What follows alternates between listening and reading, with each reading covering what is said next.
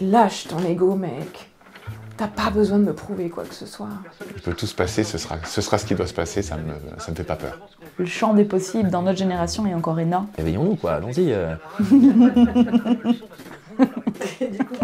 Ça donne une brèche sur laquelle on se dit, en fait, il y a quand même quelque chose à faire. Je pense que c'est quelque chose qui se cherche. Un chemin qui se déploie. Je vois quelque chose à bouger dans ce monde, ça a toujours été pour le dire. Voilà pourquoi personne ne bouge. Personne n'ose provoquer l'avenir. Il faudrait être fou pour provoquer l'avenir. Trouver le chemin en prenant de la hauteur. Quand les astronautes regardent pour la première fois la Terre depuis l'espace, ils éprouvent ce que l'on appelle l'overview effect, un sentiment d'appartenance, une prise de conscience de notre humanité et du vivant. Très souvent, j'ai une impression d'alignement profond, d'ancrage profond dans notre incarnation, dans la Terre, et en même temps, comme s'il y avait une grande antenne qui capte le message du sacré, de la transcendance, et on mettra le mot que l'on voudra. C'est une expérience à vivre, il n'y a pas de commentaire à en faire, au fond. J'ai pu moi aussi expérimenter l'overview effect en apprenant à observer ma propre Terre, mes zones d'ombre, mes conflits, ma joie aussi. Pendant des années, j'ai raconté les transitions vers une nouvelle civilisation, la société post-carbone. Comme beaucoup d'autres, je voulais sauver le monde, mais les attentats de Paris sont passés par là. En essayant de chercher du sens à ce drame, je me suis dit qu'il était symboliquement le triste reflet collectif de nos désalignements. Qui oserait dire qu'il n'a pas un ayatollah intérieur qui juge, un idéaliste prosélyte, un désespéré qui condamne et tue, avec ses pensées et ses mots? Que racontait cet événement de nous, de moi? Combien de violences ai-je engendré avec mes injonctions écolo et ma bien-pensance? Ai-je accepté les autres dans leurs différences? En prendre conscience a été une claque. Moi aussi, j'étais une convaincue, une conne vaincue. Un ami m'a parlé d'un livre que je devais absolument lire, et de son auteur, qui peut-être pourrait m'aider à régler mes conflits. Je m'inscris alors en 2016 à des cours de communication non violente auprès de Thomas Dansbourg, en Belgique. Il appelle sa démarche l'intériorité citoyenne, et part du principe qu'un moi apaisé et libre permet de construire un nous harmonieux.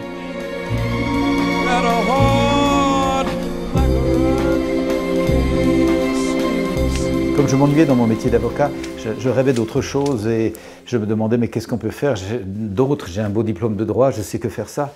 Et un jour je lis dans un journal un article intéressant qui faisait le portrait d'un type un peu plus âgé que moi qui avait vécu dans un gros cabinet d'avocats. Il était promis à une carrière de grand bourgeois confortable, mais ça l'ennuyait et il était devenu flic. Il avait été engagé par le parquet pour créer des activités de prévention pour la jeunesse en difficulté à Bruxelles. Et pendant 10 ans, j'ai été un peu son bras droit et ça a été une expérience vraiment pivot pour me faire réaliser combien j'aimais l'humain. Et ça m'a donné l'envie d'être thérapeute pour pouvoir aider les personnes à se connaître plus tôt.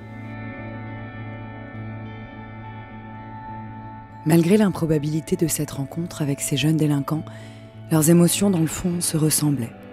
Ils étaient reliés en humanité. C'est difficile de comprendre la colère et la rage d'un gamin de 16-17 ans en face de nous si on n'a pas écouté sa propre colère ou sa propre rage.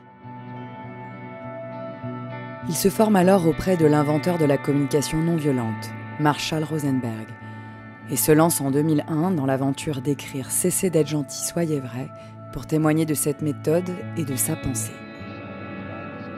J'ai commencé à enseigner la communication non violente et à en découvrir l'extraordinaire potentiel, cette capacité à être proche de l'autre parce qu'on a d'abord travaillé à être proche de soi, cette capacité à avoir un impact sur l'environnement parce qu'on a découvert sa vie intérieure, cette capacité à être pacifiant parce qu'on s'est pacifié.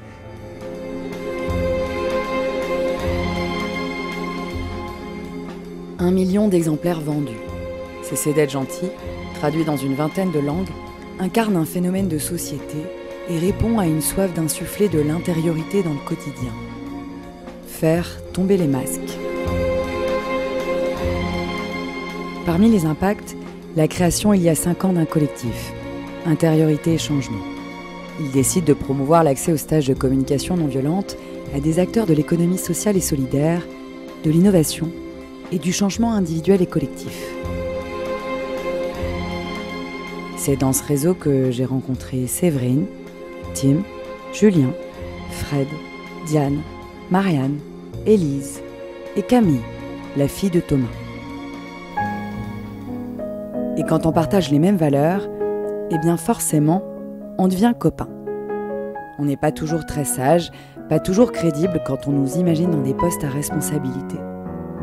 Et pourtant, pour en arriver à ce degré de lâcher-prise et de liberté, ça n'a pas toujours été facile. Il faut dire que nous étions le pur produit d'une génération éduquée dans la société capitaliste et patriarcale, avec ses grandes écoles et les attentes de l'économie de marché sur nos épaules. Là, c'est un modèle qui maltraite la planète comme il violente l'humain. On était tous en quête de sens. Il y a vraiment des choses à croiser avec la CNV, dans lesquelles une approche qui viendrait un peu sur le côté aiderait encore plus certaines prises de conscience, et j'ai bien confiance en ça.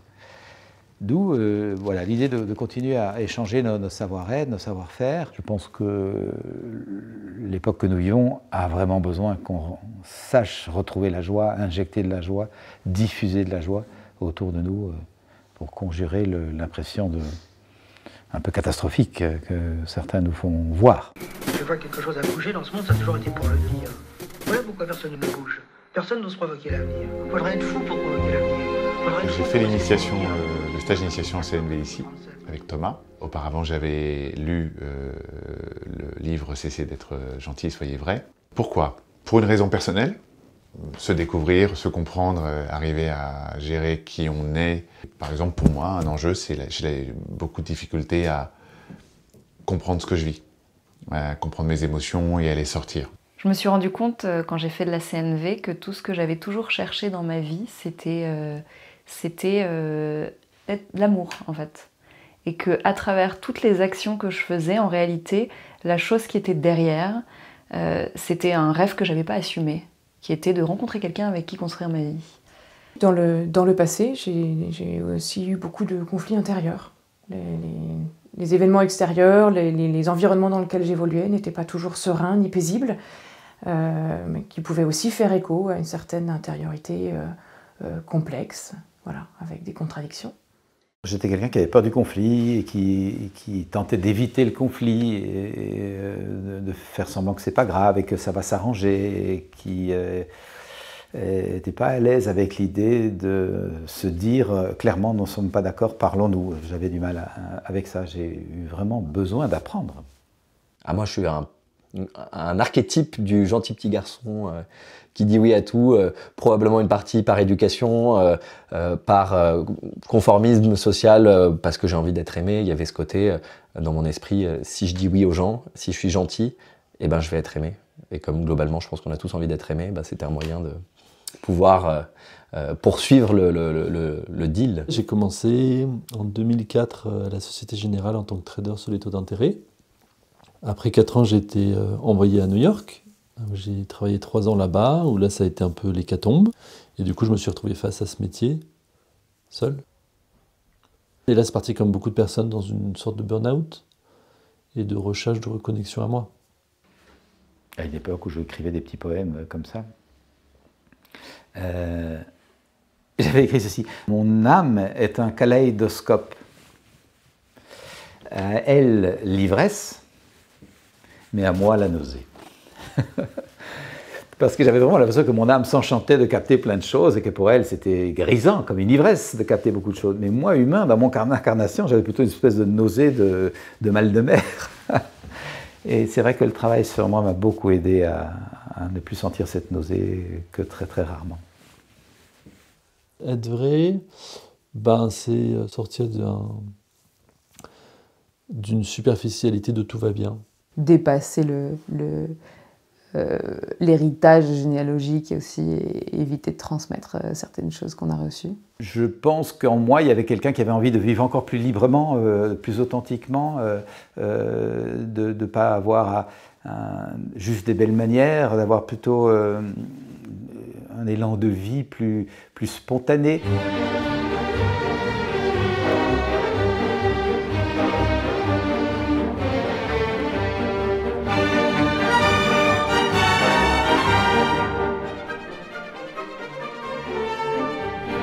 Comment je me sens? Je me sens en colère parce que du coup ça connecte aussi à des modes de fonctionnement qui me paraissent injustes, qui me paraissent pas féconds. Enfin je sais pas, ça vient chercher en moi des colères que j'ai depuis petit garçon même. Et du coup la tristesse de se dire que j'ai l'impression qu'il y a des outils qui existent en soi, et il y en a une multitude, mais qu'on ne nous les met pas dans les mains, quoi. Ce que je pense, je le ressens et je le vis, je le manifeste. C'est aligné, c'est un besoin de cohérence, au fond, qui se ressent par une sorte de... Oui, une sensation de cohérence, une sensation d'assise, de complétude. Il y a un aspect très physique au fait d'être vrai. Je ne suis pas déchiré, divisé. Je vois quelque chose a bougé dans ce monde, ça a toujours été pour le dire. Voilà pourquoi personne ne bouge. Personne n'ose provoquer l'avenir. Il faudrait être fou pour provoquer l'avenir. Il faudrait être fou pour risquer de provoquer un nouveau 19, un nouveau 14, un nouveau 37. Alors, il se passe, j'avais plus rien. J'aurais envie de dire à mon supérieur hiérarchique dans mon entreprise, mais lâche ton ego, mec. T'as pas besoin de me prouver quoi que ce soit. Sois toi-même, voilà. La relation serait tellement plus riche si tu lâchais ton côté boss, que tu as tellement besoin de me dire que c'est toi qui est mon boss et qui est au-dessus. Mais lâche ça, mec, parce que ça, plus tu dis, et moi ça m'intéresse. Je veux voir la personne derrière, et là on va pouvoir commencer à travailler ensemble vraiment, parce que là on ne travaille pas ensemble, on travaille à côté. Apprendre à accepter que le conflit fait partie de la vie, que ça n'est pas un accident, que c'est peut-être même un ingrédient, que c'est peut-être une occasion de rencontre à un autre palier de conscience, qu'en nous se dépouillant un peu de sa position d'ego, je veux ceci, je veux ça, et si tu ne me l'accordes pas, c'est que tu m'aimes pas, pouvoir dépasser cette espèce de narcissisme, pouvoir écouter l'autre en disant, bon c'est ça que tu voudrais, ah bon, et derrière cette demande, ton besoin c'est plutôt ça, et se dire, tiens, j'avais pas vu ça comme ça parce que simplement je ne t'avais pas écouté, mais maintenant que je t'écoute, je te comprends mieux, et réaliser que finalement ces deux positions ne sont peut-être pas aussi incompatibles que ce qu'elles paraissaient au départ, et qu'on peut peut-être trouver une troisième voie qui va réconcilier tant ton besoin que mon besoin. Ça, c'est d'une richesse incroyable. Ça devrait être des outils partagés dans les classes de maternelle, les classes primaires, pour que tout être humain s'éduque à la négociation des conflits. Et que plutôt que d'en avoir peur, de les fuir ou de surenchérir, on puisse entrer dedans tranquillement. Notre monde souffre du fait qu'on a tous été très gentils.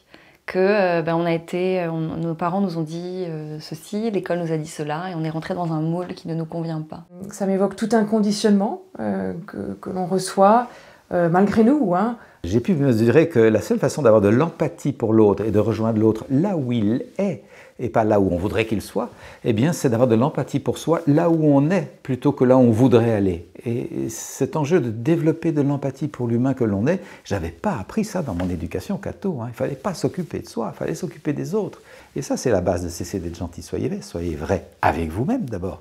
Acceptez toutes les parties de vous, ça va vous aider considérablement à accepter toutes les parties de l'autre. J'avais cette problématique d'être trop gentil, par culture ou par nature, je ne sais pas. Mais il y a quelque chose chez moi qui me pousse à faire en sorte de m'assurer que tout le monde va bien d'abord. Quand il y a une sollicitation, j'y réponds. Après, c'est une grande joie, hein, toujours. Là où ça m'a aidé, c'est que ça m'a aidé à mieux placer le curseur. Oui, certes, c'est une grande joie, mais si je m'y perds, j'aurai plus grand-chose à donner. Je vois quelque chose a bougé dans ce monde, ça a toujours été pour le dire. Voilà pourquoi personne ne bouge. Personne n'ose provoquer l'avenir. Il faudrait être fou pour provoquer l'avenir. Il faudrait être fou pour risquer de provoquer un nouveau 19, un nouveau 14, un nouveau 37. Et c'est au bout de ce chemin-là que, sentant un peu l'insoutenable, je me suis retrouvé ici, dans l'apprentissage de Thomas sur la CNV. Là, tout d'un coup, il y avait des mots, il y avait des façons de faire, il y a un échange formidable, il y a ce labo, cette densité d'expériences concentrée sur une semaine qui permet de faire éclore tout ce qu'on a en germination en fait en soi. Le soir, on danse. C'est extraordinaire la puissance de la vie. On danse vraiment, on danse pas pour oublier, se cacher, on danse parce que on a dégagé un poids. Et donc il y a une vraie joie qui est là disponible, qui attendait qu'on s'occupe d'elle au fond. Qu'est-ce qu'on a pu rire souvent parce que simplement ce climat est favorable et ça prend des dimensions de joyeux délire. Enfin, c'est merveilleux. merveilleux de pouvoir vivre comme ça, que les gens sachent qu'on a un accès à la capacité de délirer joyeusement tout en étant vivant, solidaire, partageant, impliqué dans des projets. C'est cette mixture que j'aime bien pour conjurer l'habitude de la pensée binaire qui, si on déconne, c'est qu'on est distrait par rapport aux angoisses du monde, c'est qu'on est un pantouflard et qu'on fout rien. Ou alors on s'occupe des vrais enjeux du monde, on est très sérieux et on oublie de rigoler. Et voilà, vous savez que j'aime croiser les apparentes polarités et polliniser les apparents contraires pour dégager une puissance. Nous n'avons plus peur de rien. C'est bon, ne t'en veux pas. Si j'oublie, s'il te plaît, ne m'en veux pas. Existe, c'est bon, ne t'en veux pas. Insiste, je ne t'en voudrais pas. Non, si t'hésites, c'est bon, ne t'en veux pas. Si j'oublie, s'il te plaît, ne m'en veux pas. Existe, c'est bon, ne t'en veux pas. Insiste, je ne t'en voudrais pas.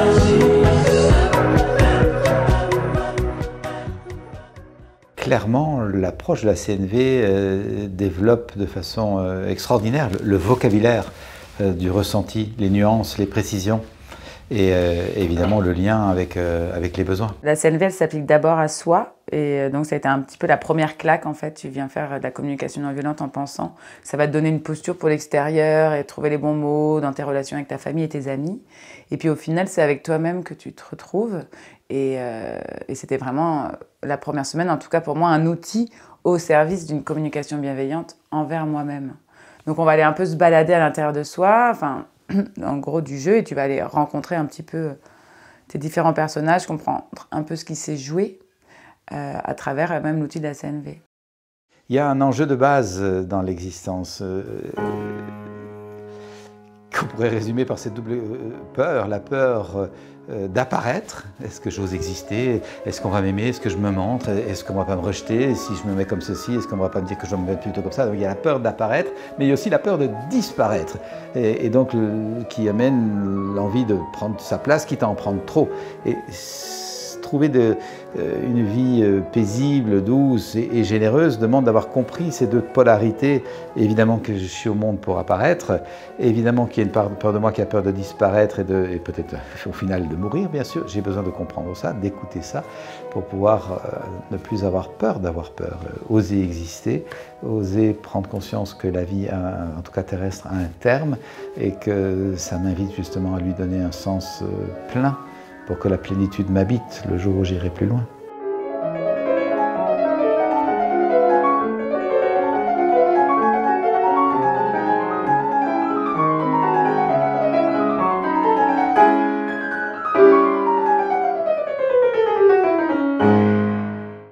Si chacun, on a des outils qui nous permettent de nous explorer, de nous connaître, de nous rencontrer, on peut avancer ensemble pour se rencontrer et vivre des expériences de vie qu'on veut se donner. Et non plus subir des programmations qui conditionnent, font souffrir, parce que justement elles sont loin de ce que l'être dit à l'intérieur. Quelque chose qui nous fait dépasser le conditionnement dans le petit je, moi, mon papa, ma maman, si j'en ai eu, mes blessures, mes souffrances ou mes encouragements, enfin ma petite histoire, face à un tu, toi différent et qui génère souvent une impression de méfiance et de distance. Et l'idée, c'est vraiment de s'éveiller au nous, dépasser le je et le tu pour entrer dans une conscience du nous. Que quand on va toucher sa vulnérabilité, c'est particulièrement difficile évidemment parce que ça vient chercher l'ombre qui est en nous, peut-être encore plus quand on est un homme dans la façon dont fonctionne l'éducation et les modèles sociaux. Il y a un truc qui à chaque fois me fait dire en fait c'est là que les personnes sont les plus puissantes dans leur vulnérabilité. Et en fait quand tu touches à la vulnérabilité d'un individu, tu touches à l'universel de ce qui est humain en nous justement. Et moi, je trouve ça hyper beau et puissant. Et je trouve que, à travers le travail notamment qu'on peut faire avec la communication non violente, il y a quelque chose qui nous amène à transformer nos vulnérabilités en force, sans les maquiller ou sans les annihiler. C'est le fait d'être pris dans le petit moi revanchard et qui a peur. C'est ça qui amène toutes les tensions. Et d'où l'importance d'observer ce petit moi qui a peur pour pouvoir l'apprivoiser, le dépasser et faire grandir l'être en nous, l'être avec un grand E qui rejoint l'être en toute chose. Et donc on voit la nécessité de passer d'une compréhension psychologique de notre personne à un éveil spirituel. Les deux se conjuguent et ont besoin de se conjuguer. Si je reste dans une psychologie, je ne vais avoir aucun mouvement pour dépasser mon conditionnement. Je reste dans une compréhension psychologique et quelques pratiques de développement dit personnel se contentent de ça. De l'autre côté, il peut y avoir un travail juste sur la dimension spirituelle, des retraites, de la méditation, de l'inspiration sans doute, mais pas de compréhension psychologique. Et ça bloque. C'est comme un bateau qui voudrait partir alors qu'il n'a pas défait ses amarres. Et donc nous avons besoin de faire un double travail. Et je comprends ma psychologie qui est une façon de défaire mes amarres, et je comprends mon élan spirituel, comment lever mon mât, ouvrir ma voile et capter le souffle pour avancer quelque part. Donc ces deux dimensions sont absolument nécessaires pour faire le voyage de vie que nous voulons faire. Donc il y a vraiment, je pense, l'outil qui est là, et aussi l'être qui s'en sert.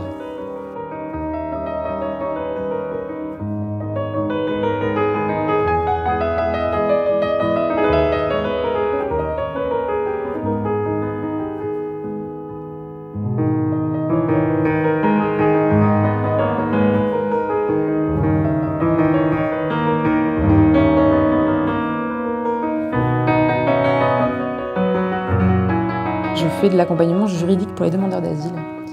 Et c'est un milieu qui est hyper violent. Parce qu'on reçoit beaucoup de gens qui ont des parcours pleins de violence.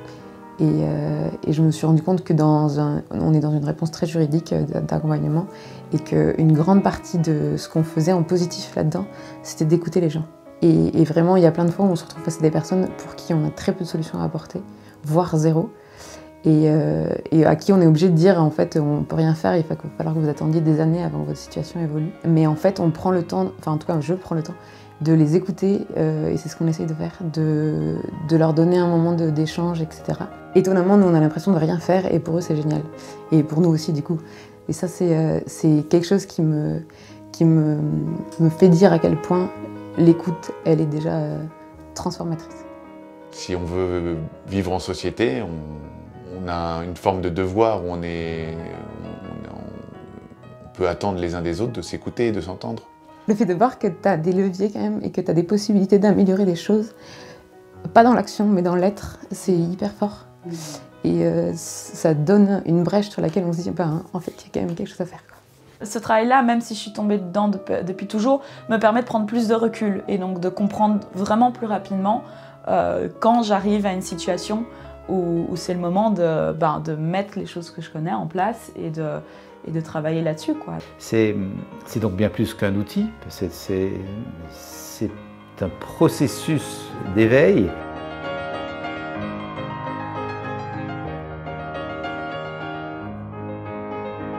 Donc avoir ce filtre, pour moi, c'est extra. J'ai l'impression d'être augmenté. C'est un outil pour traverser la rivière des incompréhensions, la rivière des conditionnements, la rivière des blessures, la rivière de la lourdeur de notre incarnation, pour passer sur un autre plan dans lequel on n'a plus besoin de cette technique, l'aspect technique qui peut être laissé de côté parce qu'on vit autrement. Tout est communication. Et dans le travail qu'on fait à travers la communication non violente, c'est un des outils parmi d'autres, mais je pense que c'est vraiment une porte d'entrée assez simple pour justement développer son intériorité citoyenne.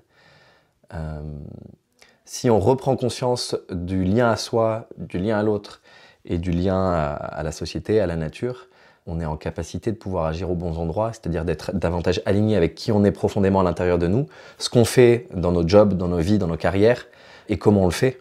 Et du coup, ça crée une espèce d'ancrage global, un alignement. Et ça, c'est hyper puissant parce que je pense qu'aujourd'hui, on souffre tous au rythme où va le monde. On se rend compte que les choses se délitent et qu'on ne veut plus fonctionner avec les modèles actuels, mais on ne sait pas réinventer ces modèles et ça commence par se réinventer soi. Lâcher le contrôle, lâcher prise. Je fais ce que je crois juste de faire, ce qui me tient à cœur, ce qui me paraît vraiment légitime, je m'investis là-dedans, et puis on verra. Je ne peux pas tout contrôler, je ne peux pas tout prévoir, je ne peux pas tout programmer, et je m'abandonne. Du coup, la belle chose, c'est que je me dis, là, je suis bien plus armé, quoi. Là, je reviens avec un élan, avec une place pour la vie et pour la joie incroyable, et que du coup, il peut tout se passer là. Il peut tout se passer, ce sera ce qui doit se passer, ça me fait pas peur. Si chacun est à sa place et agit dans la société à l'endroit qui est juste pour lui parce qu'il y a mis de la conscience, on aura une société qui est plus heureuse et plus harmonieuse parce qu'il n'y aura pas des phénomènes de compensation en fait permanents. Je vois quelque chose à bouger dans ce monde, ça a toujours été pour le dire. Voilà pourquoi personne ne bouge. Personne n'ose provoquer l'avenir. Il faudrait être fou pour provoquer l'avenir. Il faudrait être fou pour risquer de provoquer un nouveau 19, un nouveau 14, un nouveau 37. Alors il se passe jamais plus rien. Je pense que ma génération a beaucoup de choses à dire et le ressent de plus en plus parce que il y a eu beaucoup, avec les générations précédentes, il y a eu beaucoup de travail à faire, il y a eu beaucoup de destruction et là maintenant, il y a beaucoup de choses qui ont envie de bouger. Maintenant, c'est ça qui, moi, je trouve intéressant, c'est d'arriver à amener cette intériorité chez les plus jeunes. On ne l'apprend pas spécialement à l'école, on apprend que c'est bien de faire des mouvements, que c'est bien d'être dans des manifestations, d'avoir des idées, etc. Mais on n'apprend pas qu'en travaillant sur ton intérieur, avant de commencer de rentrer dans un mouvement, tu pourras aller plus loin, en fait, j'ai l'impression. Alors j'aimerais tellement qu'effectivement nous sortions de cette laïcité à ce point frileuse qu'elle est anesthésiante.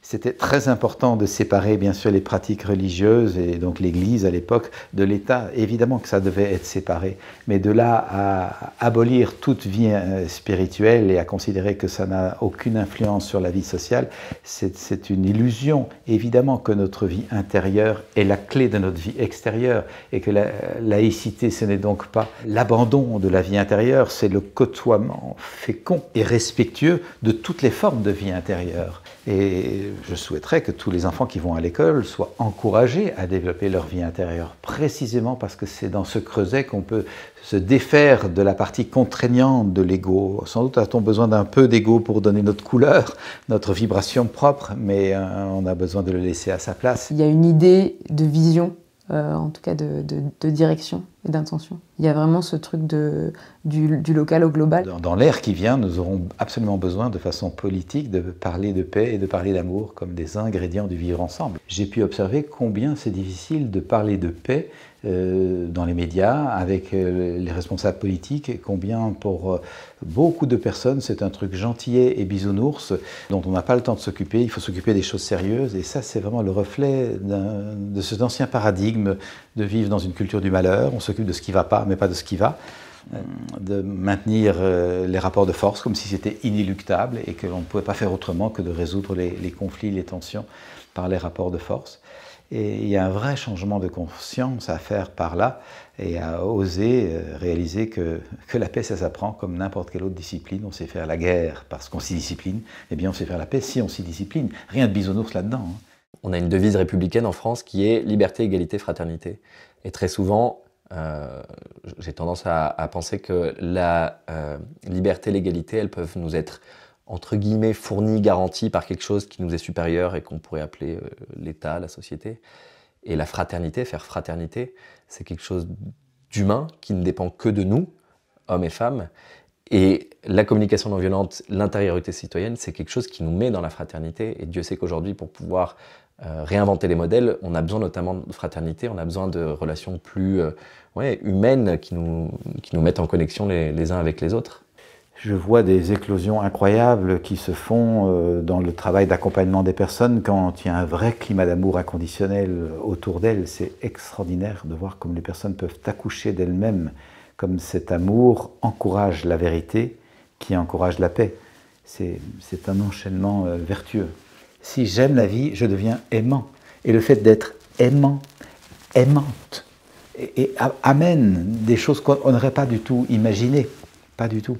Aujourd'hui, je sais ce qui m'enchante vraiment, c'est ce moment de vérité, de profondeur. C'est ce que tu cherches en fait. Oui. Oui.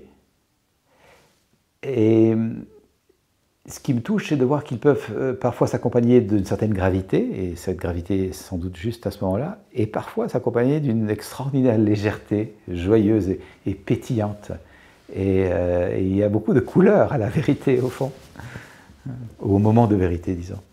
Drôle d'individu, saugrenu, soit dit en passant, charmant. On se retrouvera là-haut, Ça fait vachement de bien. Ça fait beaucoup de bien, ça soulage. Ça fait prendre conscience aussi de qu'est-ce qui vient gratouiller à l'intérieur en fait, et de se dire ok, bon bah c'est là, ça fait partie du quotidien, ça m'habite, c'est là, je le regarde en face. Donc ça fait du bien. Ça donne une liberté pour la suite. Je donne joyeusement ce que je peux donner. Après, ce qui en restera, s'il en reste quelque chose, ça ne m'appartient vraiment pas. Clairement, là, en donnant ce que j'ai à cœur de donner par mes conférences, par les interviews, par les échanges ou par mes livres, c'est une certaine vibration joyeuse, contemplative, émerveillée, qui me semble être le sens même de la vie dont nous nous sommes éloignés. On s'est laissé obscurcir dans des vies souvent fonctionnelles, pratico-pratiques, qui nous ont coupés de l'émerveillement et de l'enchantement. Je crois profondément, et ce n'est pas de la naïveté, c'est un accompagnement les personnes à travers la souffrance, comme je le fais depuis 25 ans, que je peux dire cette conviction que j'ai que le sens de la vie est l'enchantement. Et donc si quelque chose dans mon travail a pu éveiller chez les gens le goût de l'enchantement et de transmettre ça de génération en génération, évidemment que j'en serais très heureux.